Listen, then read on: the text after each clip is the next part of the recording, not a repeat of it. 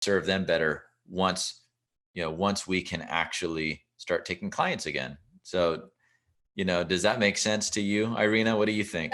It totally makes sense, and I agree. I think it's very important to focus on whenever all this pandemic is over, how we can actually support the customers that we already have. Yeah, I mean, on the online thing, I think it's a little bit trickier. Like, I think there's a few in terms of trying to like grow the business online. I mean, it's really, there's some personal like decisions that you can make. Number one, it's like, how can you still help these people in maybe, and even take something that was an in-person service and now turn it online? That's the obvious question that probably, many people are even starting to think about. And, with microblading, that may or may not be something that is as easy as, hey, you start doing them yourself at home. But maybe it is. I don't know, because I've never microbladed, in case you couldn't tell. But, and if it is, then that's a whole nother potential income stream, is teaching online and teaching people how they can do it themselves. Since we may be stuck at home for another, month or two.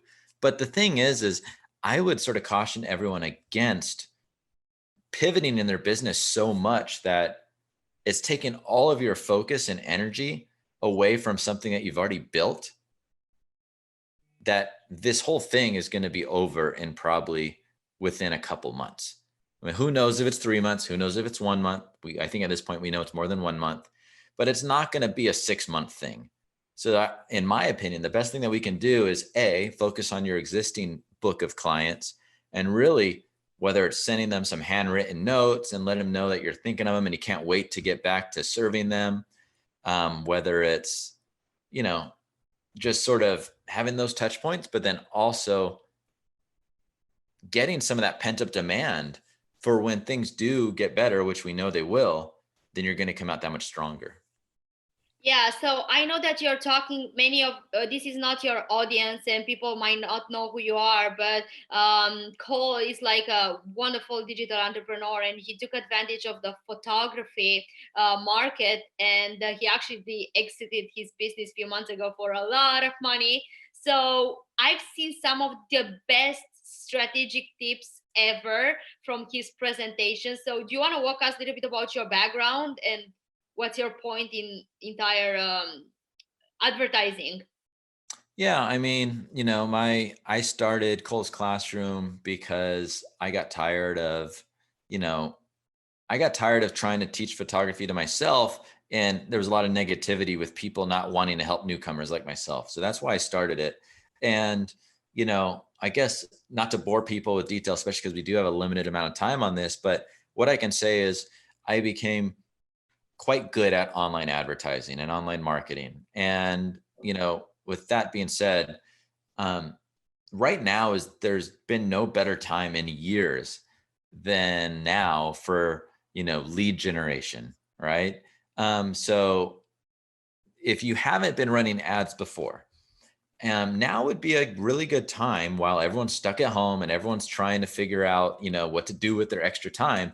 Now we're finding is a really great time to take advantage of that and simply just talk to your potential audience. Simply just talk to them, help them, so maybe, and once again, I teach photography, not microblading, but maybe, what are some other problems and pain points that your clients would have that right now you can't solve the actual microblading problem, but what other problems do they have that you can solve?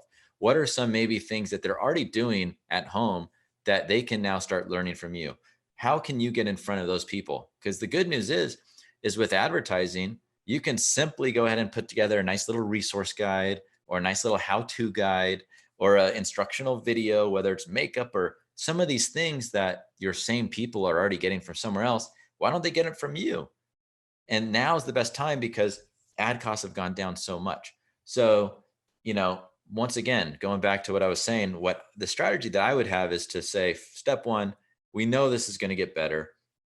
So even if we're taking a little bit of an income hit at the moment, what can we do right now to sort of get some pent up demand? I would take out a piece of paper and I would start writing down who are your best existing clients.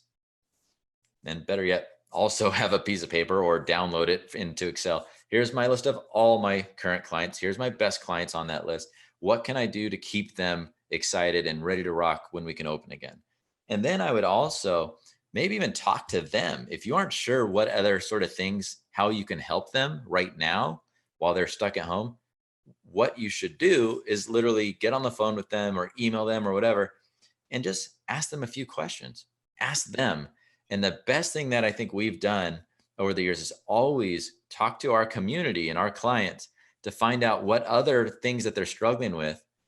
Instead of you having to figure it out on your own, just let them tell you. And then now you can take that information and put it into a little guide and start running lead generation ads or tutorials. And my last thing I'll say is, since with Facebook ads, you don't have to do it across the whole world. So if you aren't trying to make an online business, run it just in your community, run it just in your city within a 30-mile radius. And then now you know that people that are becoming leads, they are not people that are across the continent. They're people that are literally in your backyard that once this is over, they will and they can become a client of yours. So I would be using digital marketing to really raise awareness right now and really solve their problems and use online to do that. And at the same time, be very selective with where you run those ads so that you can get people that ultimately can become your clients. So just to summarize in very small words, very short words that it could be easy to understand. Basically, you'll bring awareness and you'll fix a problem that people have in that specific community, like a leader on their market. Let's say they know how to fix hair roots that everybody is like having a problem now with, like hairs are growing. So you'll basically provide help to those people, well, when this is over, those will become your customers, right? Yeah, I mean, exactly. But I think just to be very clear for anyone watching right now, like what we've had really good success with right now, like in the past couple of weeks, is, step one is to ask your audience, well, what else maybe, they're struggling with right now, right? In terms of similar things related to the beauty, similar to what service you already provide with microblading. And then once you have that and you come up with your idea of how you're going to help them, make them opt in for it. So you can run ads. They won't cost you that much money. You can run ads to go and get this free PDF guide, free video tutorial, free whatever. But instead of just getting name and email, which you can do if you want, you can even have them go through a little survey and get some more information from them. For example, have you ever, do you currently go and get your eyebrows microbladed? Is that, I don't know if that's how you say it or not, but so do you, yes to no kind of thing. So now you're getting their extra information they're telling you. So they're getting the free thing that you're helping them with, but you're getting to know their contact information, their phone number. So you can do text message promotions, which I would totally do. And then you can ask them a few questions so that you know how to speak to them best, because now you have some real leads that you can actually try and monetize. And, when the time comes, give them a nice little like 30% off coupon for a first time, you come up with your typical marketing promotions to get them in that front door. Yeah, I think that's really great. Thank you for that. I think it's really valuable. Cole, tell me, what were you seeing on the costs per advertising these days? Everybody's talking about acquiring like very cheap leads. What do you see? Same thing. Yeah. I mean, we were getting leads I couldn't believe. We're getting literally almost 10,000 leads over like a week for about 75 cents a pop.